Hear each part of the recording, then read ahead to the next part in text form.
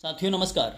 इंसान अपने बराबर वाले लोगों की हंसी बर्दाश्त नहीं कर सकता। यह बात मुंशी प्रेमचंद्र जी ने भी कहा है उपन्यास में गोदान में। आप देख सकते हैं। कारकुन वीडियो के अंत तक सुनिएगा ताकि सब बात आपको समझ में आ सके। कारकुन को तो जो कुछ करना है वो करेगा ही, लेकिन असामी जितने मन से आपसी असामी की बात सुनता है, कारकुन की नहीं सुनता। हमें इन्हीं 5-7 दिनों में 20,000 का प्रबंध करना है। कैसे होगा समझ में नहीं आता। तुम सोचते होगे मुझ टके के आदमी से मालिक क्यों अपना दुखड़ा ले बैठे, किससे अपने मन की बात कहूँ। न जाने क्यों तुम्हारे ऊपर विश्वास होता है। इतना जानता हूँ कि तुम मन में मुझ पर हंसोगे नहीं, और हंसोगे भी तो तुम्हारी हंसी मैं बर्दाश्त कर सकूँगा। नहीं सह सकता उनकी हंसी जो अपने बराबर के हैं, क्योंकि उनकी हंसी में ईर्ष्या, व्यंग और जलन और वे क्यों ना हंसेंगे।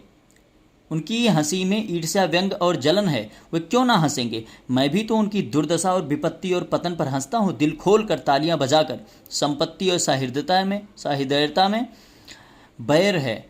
हम भी दान देते हैं, धर्म करते हैं, लेकिन जानते हो क्यों? केवल अपने बराबर वालों को नीचा दिखाने के लिए। हमारा दान और धर्म कोरा अहंकार है, विशुद्ध अहंकार। हम में से किसी पर डिग्री हो जाए, कुर्की आ जाए, बकाया माल गुजारी की इल्लत में हवालात हो जाए, किसी का जवान बेटा मर जाए, किसी की विधवा बहू निकल जाए, किसी के घर में आग लग जाए, तो उसके सभी भाई उस पर हंसेंगे, बगले बजाएंगे, मानो सारी संसार की संपदा मिल गई है। और तो उसके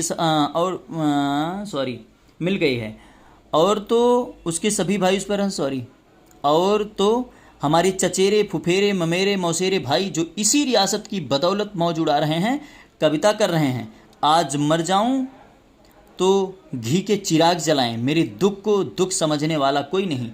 उनकी नज़रों में मुझे दुखी होने का कोई अधिकार ही नहीं है। मैं अगर अपना ब्याह करके घर में कलह नहीं बढ़ाता तो यह मेरी नीच स्वार्थ परता है। अगर ब्याह कर लूं तो वो बिलासांधता होगी। अगर शराब नहीं पीता तो मेरी कंजूसी है। शराब पीने लगूं तो वो प्रजा का रक्त होगा।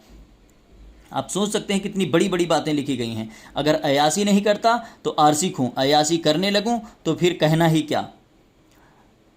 क्या। फिर इन लोगों ने मुझे भोग विलास में फंसाने के लिए कम नहीं चली, और अब तक चलते जाते हैं। उनकी यही इच्छा है कि मैं अंधा हो जाऊं और ये लोग मुझे लूट लें। और मेरा धर्म यह है कि सब कुछ देख कर भी कुछ ना देखूं, सब कुछ जानकर भी गधा बना रहूं। आप समझ सकते हैं, सोच सकते हैं कितनी बड़ी बात मुंशी प्रेमचंद्र जी ने इस उपन्यास में लिखा है।